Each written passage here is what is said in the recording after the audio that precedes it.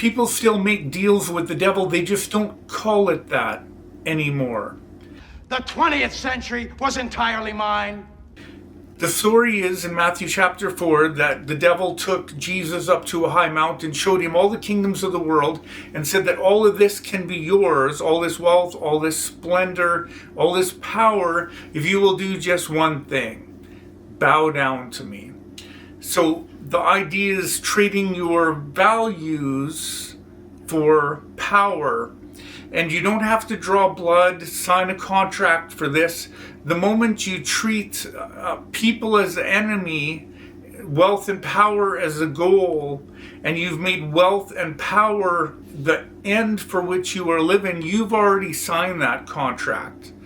The moment that you've placed that above serving mankind, serving humanity, trying to make a difference in the world, the moment you trade your values for power, the moment that you've made it so wealth, power, gold, marble is your goal rather than humanity and decency and trying to make a positive impact on the world, you've already signed that deal. You don't have to draw blood and sign a contract. The moment that you put wealth and power above people, you've already made the deal. The idea of love your neighbor is in multiple different religions. The idea is captured in a lot of different ways. Even in the Declaration of Independence, it says all men are created equal.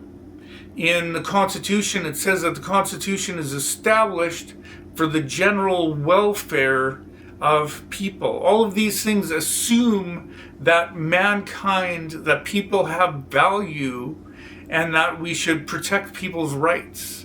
We should protect people's dignity. We should give people justice. We should give people due process. All of those things are different ways of saying different angles on the whole idea that humanity and the happiness of people is what's really significant in the world.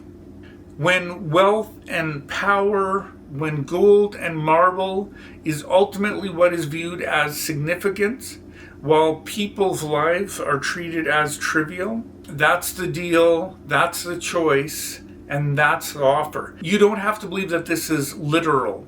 It's a metaphor for what are you willing to do, what are you willing to sacrifice in order to get this goal?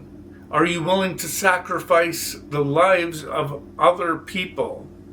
Literally, figuratively, or indirectly as a result of your actions and your choices.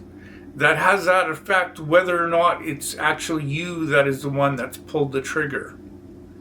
If we would think of the devil as the personification of lies, deception, destruction, think of these human actions and choices as a being, as an entity, then resisting that, fighting against that would be choosing truth, choosing compassion, choosing humanity, choosing to bring light to dark situations.